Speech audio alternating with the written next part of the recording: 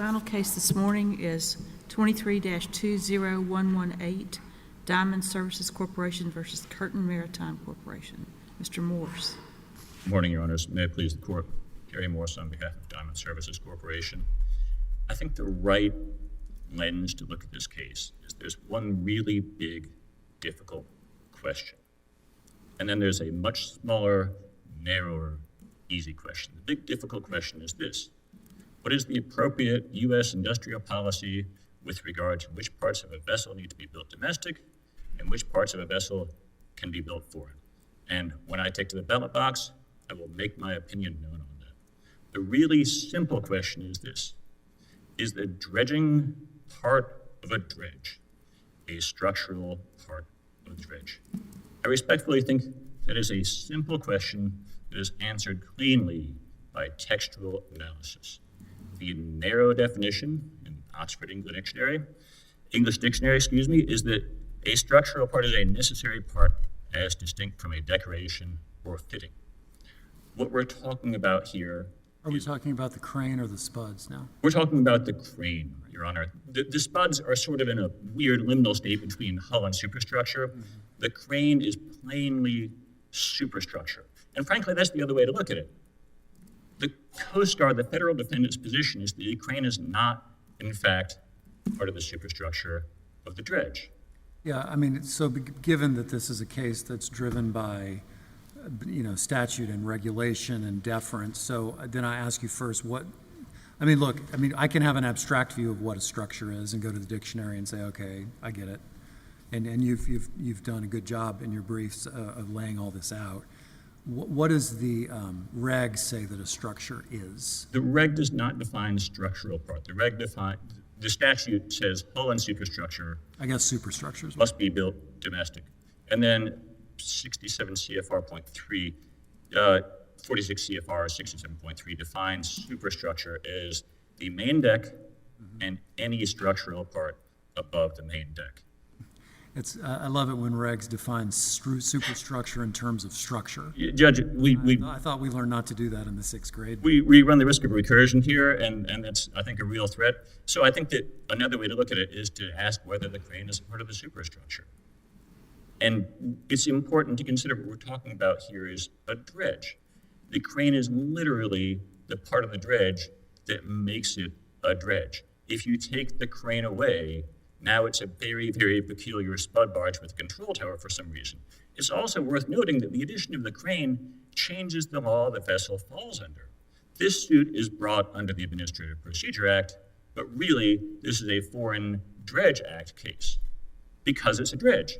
The Jones Act does not apply to dredges, it applies to all. But what about the argument that the vessel would still be a vessel even if this was gone? Absolutely would, but that is not what the statute calls for, that is not what the regulation calls for, and if this court accepted that test, that would eviscerate both the statute and the regulation. The reason for that is that a vessel is an incredibly broad category of water transport vehicles.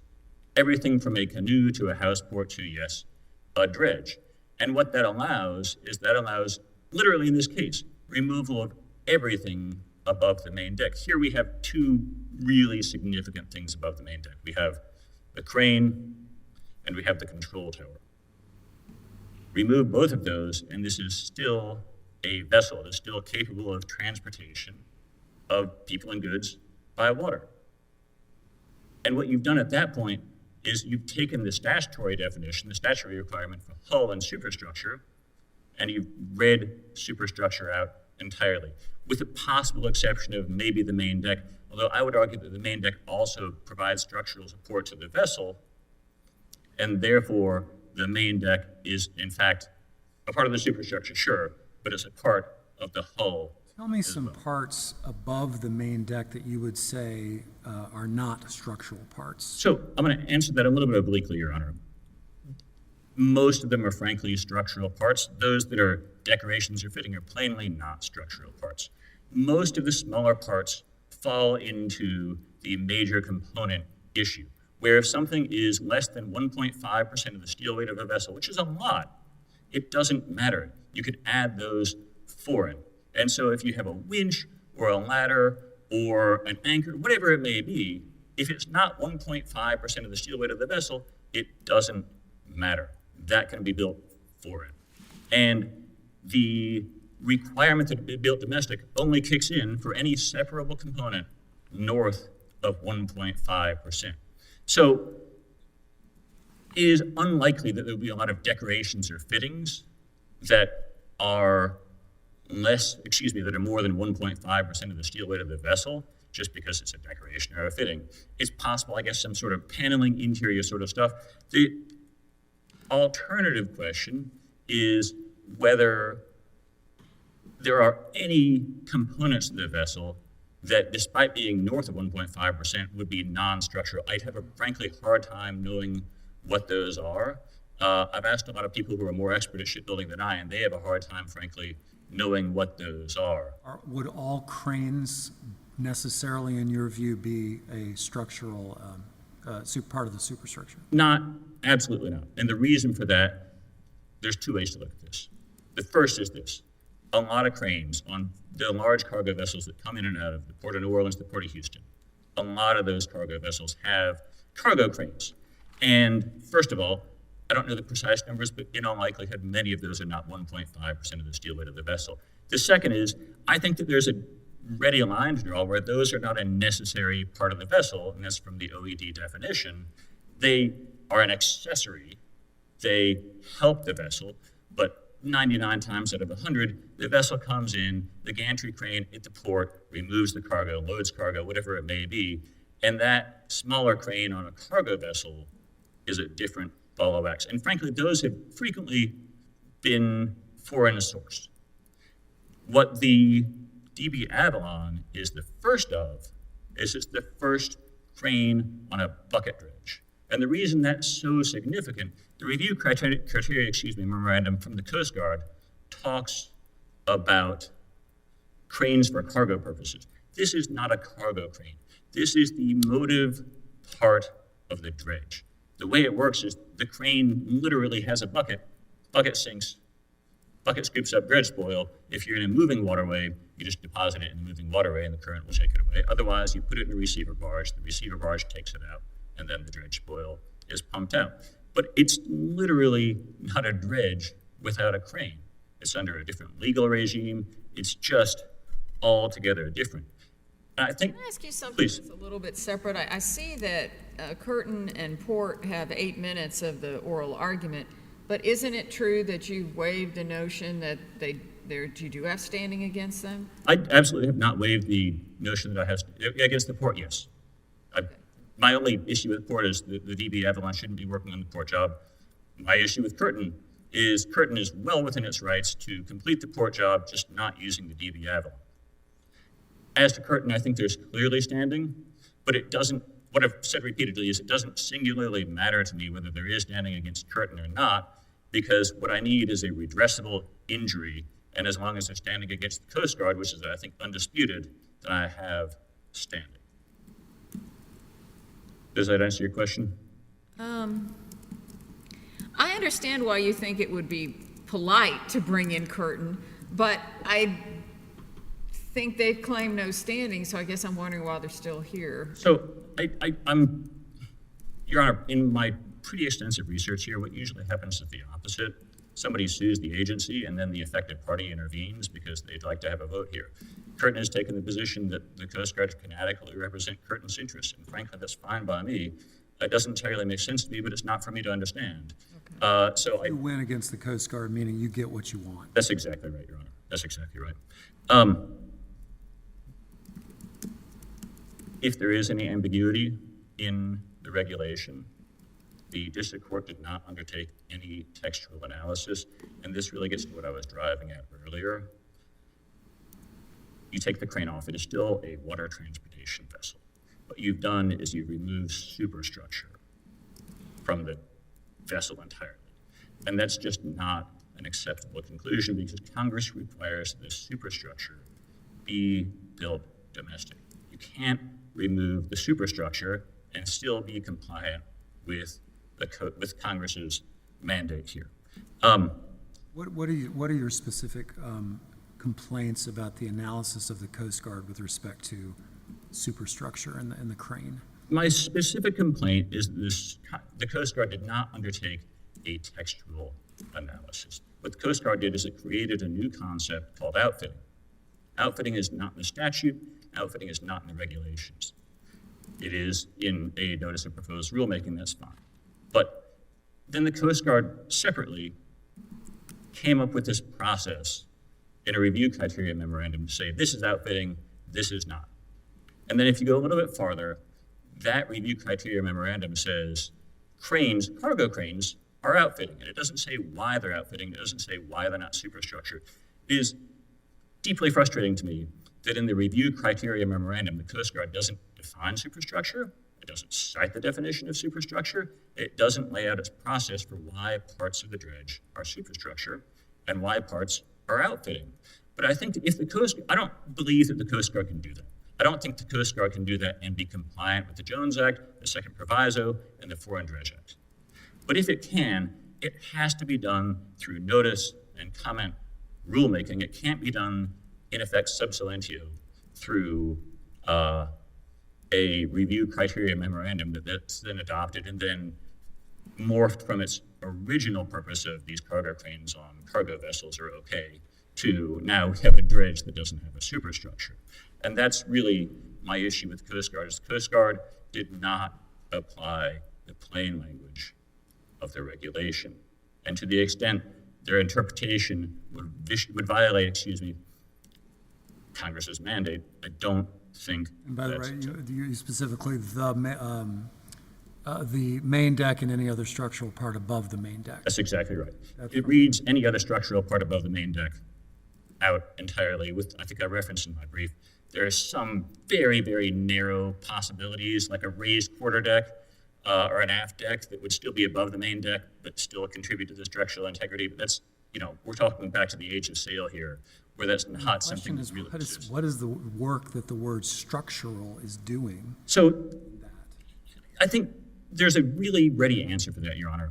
And you have to look at the case law. In American Hawaii, the Coast Guard took the position that foreign work can be done so long as it's non-structural, basically decorative. And the DC District Court said, not good enough. You need to come up with an explanation. And it is not, I think, surprising that when the Coast Guard, after that, it was, I think 6 years before the final regulation was published.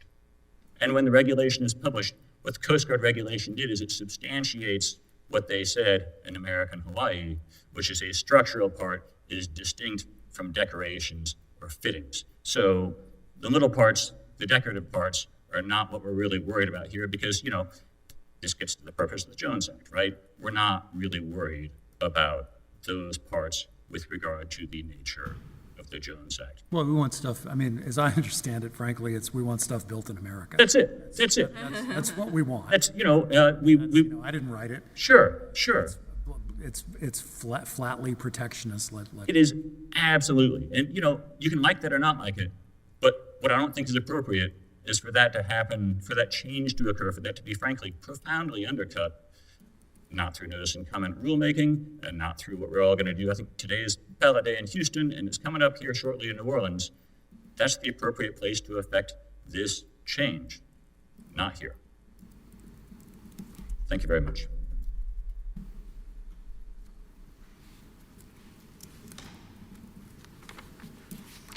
Good morning, and may it please the court, Myra Siddiqui on behalf of the United States Coast Guard, the Department of Homeland Security, the National Vessel Documentation Center, and Commandant Admiral Linda L. Fagan.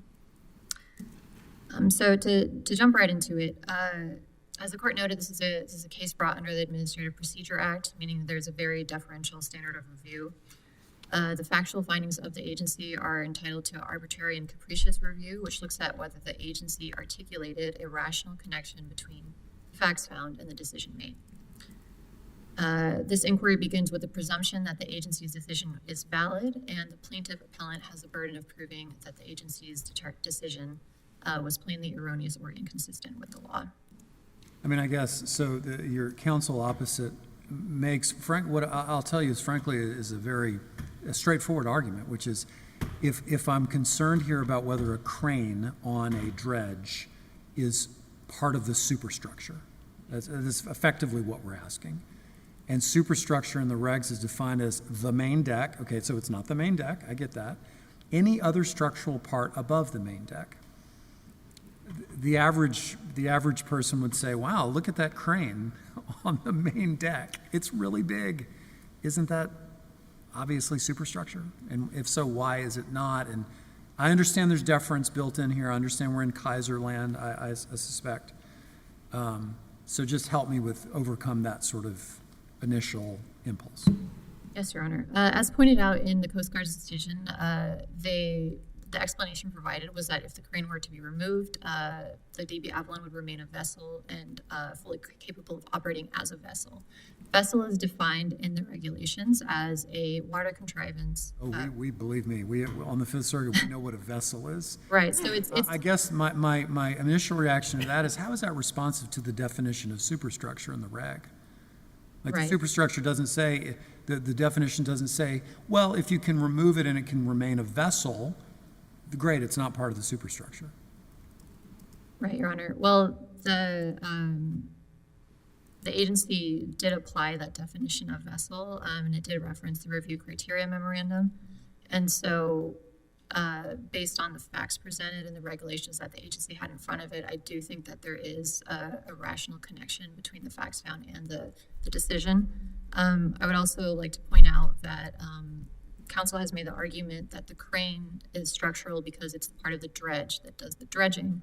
The problem with that argument is it relies on the premise that a component is structural because it's necessary for a specific type of commercial activity, but there is no mention of commercial activity or commercial purpose anywhere in the statute or the regulations, and so that argument doesn't have support. And so here, the agency did look at the statute, did look at the regulations. We do believe there is silence on the specific question. It is ambiguous, both the statute. Kaiser, I mean, you think we should apply Kaiser to what the agency did with respect, in other words, its interpretation of its own regulation. Do you agree that we should apply Kaiser? Yes, Your Honor. I do think that the three prongs of Kaiser are met. If I can go into them. Yeah, sure. I mean, because my concern there is that Kaiser, think what you will about it. I mean, it says it's not overruling our, but it's sort of tightening it up a little bit, I think, is fair to say. And it really asks us on the front end to really read it carefully, to read the reg carefully, so that we don't just leap over to ambiguity and say, well, it's ambiguous. It's ambiguous. Absolutely, Your Honor. So as to the three prongs for that test, so the first prong is whether it is the actual decision of the agency, whether it's authoritative. That is the case here. It was the decision was issued in a letter from the Coast Guard. The second point is whether it reflects implicates the substantive expertise of the agency. Clearly that's satisfied here. The Coast Guard does have substantial expertise as to the naval architecture, as well as the broader regulatory regime regarding coastwide eligibility. Thirdly, it's required for it to reflect the fair and considered judgment of the agency. Here, the agency looked at the statute, looked at the regulations, has its publicly available review criteria memoranda, and so the agency did look at all of those things. I mean, personally, I don't doubt any of that. Okay. But I view those as sort of the downstream parts of Kaiser. Like the first part is we have to look at the reg and actually discern real ambiguity. Right. So help me with that part. Why is it ambiguous that a crane on a dredge that makes it a dredge isn't part of the superstructure of the dredge? Because if we look at the regulations, crane is not defined, and nor is there any indication directly in the regulation or the statute that the crane, or I should say, whether or not the crane is a part of the superstructure. And so because of that, I do think there is ambiguity. How is a crane then, I'll just ask it directly then, how is a crane not any other structural part of the dredge? Because even if it were removed, it would still remain a vessel. I understand that it would not remain a dredge, but the statute. Tell me a part that's everyone would agree is a structural part that qualifies as superstructure of the dredge. I think the pilot house, which is where it's an enclosed structure on the deck where navigation occurs. So I think that certainly part of the superstructure, because if removed, the vessel wouldn't be capable of being navigated and therefore couldn't be used for water transportation. Okay, fair enough. If you take the little wheel away, it's not, that's got to be part of the structure, right? You can't steer it. See, the hull is easier for me to grasp, the definition, because it has to be something that provides both the flotation envelope and structural integrity of the vessel in its normal operations. So I can imagine sort of taking that definition and saying, well, no, this isn't, maybe the spuds, I'm not, just hypothetically, let's say the spuds, well, the spuds don't quite fall within that because they're not part of the flotation envelope. They're doing something else. It's the superstructure part that's hard. Oh, well. Sorry, that wasn't a question. So I would just note that the review criteria memoranda, I believe counsel noted it did not undergo notice and comment, but because it is promulgated by the agency, it is entitled to Skidmore deference. And so if you look at that review criteria, it does spell out some of the details that are left out in the statute and the regulations by listing specific components that would and would not be part of the superstructure. And so if you look at, for example, paragraph F, it mentions that the superstructure does not include the crane. Paragraph I also notes that cranes are not included as hull structure. Can you give me a sense of the history of the agency's interpretation here? I mean, is this, in your view, is this sort of a run-of-the-mill determination by the agency? Yeah, we see these all the time. This is clearly what we've done in the past. This is not really a new thing. Or is this a kind of a difficult new determination by the agency? I'm just trying to get a sense of, like, suppose hypothetically we agreed with them with respect to, say, the crane, just hypothetically. Would we be just, washing out a bunch of stuff that the agency has done over the years and really upending its decision making? No, none of the briefing has identified any prior inconsistent decision, so we're not aware of a decision finding that the crane is part of the superstructure. There was one prior decision by the Coast Guard from 2013 that reached the same conclusion, that the crane is not a part of the superstructure for purposes of coast-wide eligibility. And so this determination, it's not in any way inconsistent with prior decisions. I'm not sure if you're... I guess that's part of it. That's part of I it. think he's asking if it's common. Yeah. I mean, Yeah. are there a lot of people? To make the determination in general, Well, are a lot of just people not to- using cranes that they buy in, Africa? I'm not sure. When we did our review, there weren't many of those types of decisions, but I mean, I would say it's worth noting that the review criteria memoranda at least has, the one that was in place was revised in 2019, and so that decision and that guidance is longstanding. And even though it was revised in 2021, the crane portion was not But I think revised. the point you made a little bit earlier in responding to Judge Duncan is kind of important, which is the thing about the dredger is something special. It's not really the vessel. And so if we were to say, well, when things are special, they also are part of the vessel, then that would change this rule and make special additions that are not part of the vessel also have to be bought in America. And so you're saying that would be a real change in the rule. Yes, it would, Your Honor, and I think This it's worth law. right, and it's worth noting that there isn't anything from the statute or regulations to sort of take that analysis of looking at the commercial activity or the special operation that a vessel is intended for. And so, it's worth noting that, I mean, the Jones Act, of course, it is a protectionist statute.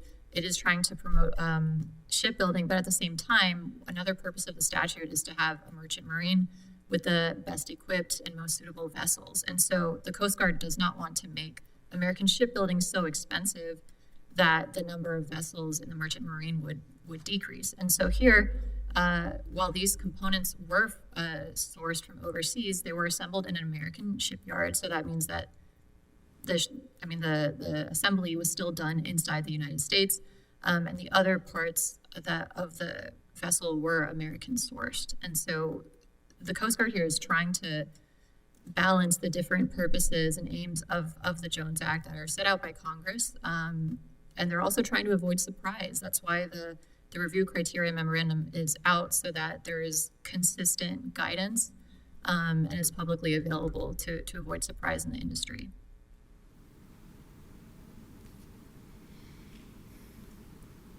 There are no further questions from the court. The government rests on its argument and briefs and asks that the court affirm the district court's judgment. Thank you, counsel.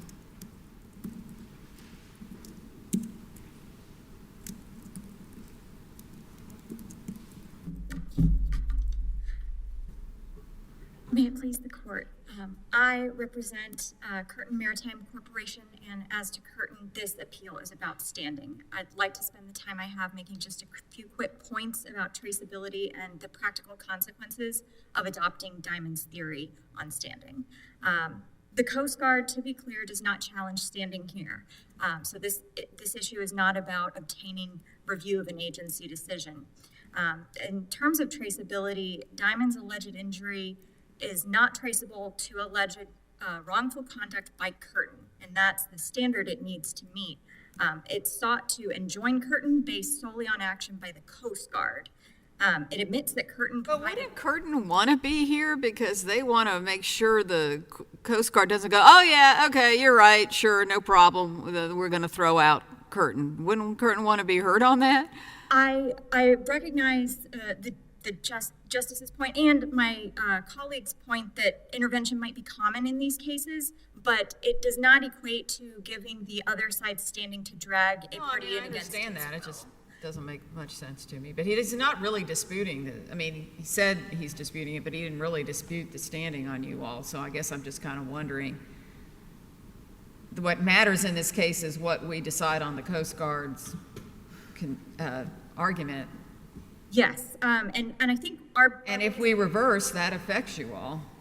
It does. I think that the point we wanted to make about standing is that the process does matter. The end result might be the same, but the proper process needs to be used so that if this is going to be overturned, it is the Coast Guard's role to, withdraw a certificate. We don't think that a court has the authority to do that on behalf of the Coast Guard. The APA only contemplates review of agency action or compelling an agency to do something. It doesn't reference You're not an agency. actions against private parties. And so based on that, we think that, it does matter for a balance of powers piece. There are other consequences of adopting, of overturning the 12B1 dismissal as to Curtin. It would essentially be adding words and concepts into the statute.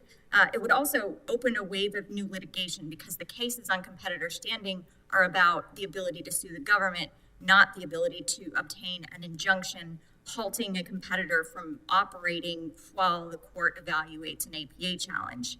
That would hinder free market enterprise and provide an opportunity for litigants to use the federal court as a means of accomplishing unfair competition by essentially anytime there is a government decision that they can challenge, running down to the courthouse, filing an APA action, and asking for a preliminary injunction to halt the competitor's business operations until the court Has that been done here? Remind me, was a preliminary injunction sought against you? Yes, they sought a preliminary and permanent injunction against the use of the Avalon.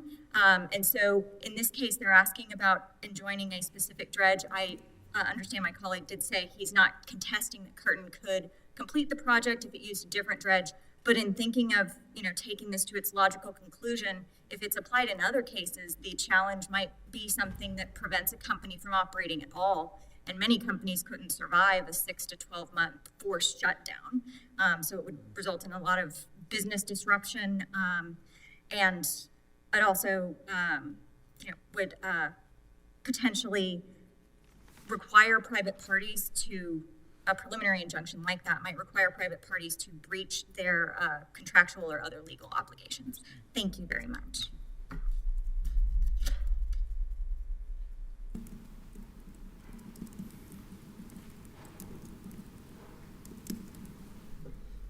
Good morning. May it please the court. Barbara DePena on behalf of the Port Authority of Houston. I have 2 brief points this morning, the first of which addresses Judge Haynes' question, which is that Diamond has preserved no objection as to the port's dismissal from this case. In fact, Diamond has foregone multiple opportunities to challenge the port's dismissal. For example, in the brief, Diamond mentions the port twice. The first, to note that the port has... Well, and your opponent just said they're not challenging that they don't have standing against you. So why do you feel the need to argue further? I understand, and point well taken, Your Honor. To that, I will go ahead and proceed to my second point, which is that because Diamond has not preserved any objection to the port's dismissal, any sort of challenge or review of that holding must be done under the plain error standard of review. And as this court decided in Longoria, next friend of ML... Well, I mean, standing is jurisdictional, and we could raise it without anybody else raising it. I'm just wondering, like, what's the issue? Well, Your Honor, I think we might be in agreement on that point. We really see that here it's, undisputed that Diamond did not submit a bid. And so Diamond has not alleged anything that would indicate that it has a concrete injury that is traceable back to the Port of Houston. And I do want to be cognizant of the court's time, so I would invite any sort of questions. I'm good. Barring that, thank you very much for the court's consideration.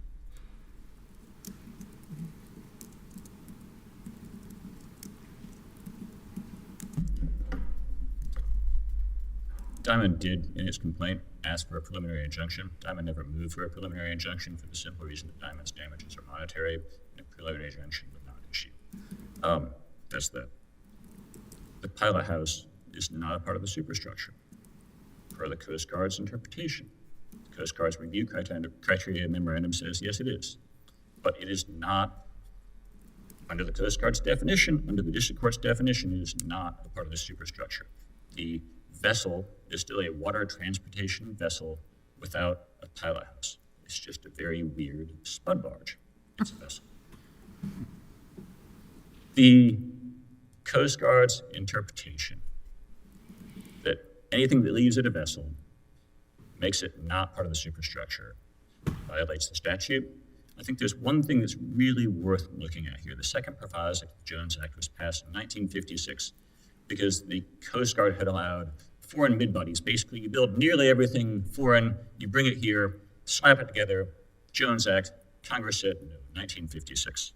And the Coast Guard regulations say that the 46 CFR 67.177, regardless of its material construction, a vessel is deemed rebuilt when a major component of the hull or superstructure not built in the United States is added to the vessel. That is not consistent with Coast Guard's position that anything that leaves a vessel, still a vessel, can be removed and it's not part of the hull or superstructure, because you've just read that regulation into nothing. My last point is this. There are a lot of regulations here that very much call on the Coast Guard's expertise. In my brief, I cite 2 Coast Guard regulations with how big the crane can be for a dredge and the beam of the dredge and its displacement to make sure that the dredge doesn't capsize if something bad happens, if the load breaks. That is a deeply difficult technical question that calls on a lot of expertise in naval architecture. This is not that. This is a political question about 2 things. The first is, what is America's industrial policy? But the real question here is who should be making these decisions, whether it should be the Coast Guard, whether it should be the elected branches. They made that decision with the Jones Act, with the second proviso. They reauthorized the Jones Act in 2006. And that decision has been made. And it's not for the Coast Guard to upset it. Let me ask you this, let's just play devil's advocate. Please. The counsel opposite said, look, there's not a history of inconsistent application of this regulation. So are you effectively asking us to upend something that's been going on for a long, long time and chaos will ensue? The DB Avalon is the first dredge with a foreign crate. The Amphivex is a little bit of a weird one. That's the one from, I believe, 1993. Actually, the Coast Guard approval there talks about the crane cab or the forward operating control tower, and they said this is not a part of the superstructure, which is, I think, wrong but irrelevant. Cranes have been on cargo vessels for a long time, and they've been built for it. The DB Avalon is the first dredge, bucket dredge, with a foreign crane. I will tell you this, since then, this is now all the rage. And there are a lot of cranes, this company called Lieber that slaps a German label on Chinese-built parts. And those are now getting built. If you drive down Highway 90, you can probably see some being built. All of those post-date the DB Avalon by a significant amount. Diamond filed suit as soon as the DB Avalon left port, because Diamond's trying to stop this from happening, because Diamond has a fleet of, I think, about 10 bucket dredges. And right now, one of them is working because these new dredges are now all the rage. Now, that's not to say that if they lose their Coastwise endorsement, they're useless. They either get a domestic crane or they work overseas. But that's the history here. The DB Avalon is the first, and that's why Diamond was very quick to get this lawsuit unfiled, so everybody would know that they can't do this. Unless there are any further questions. Thank you very much. That will conclude the arguments this morning. The court will stand in recess until 9 o'clock.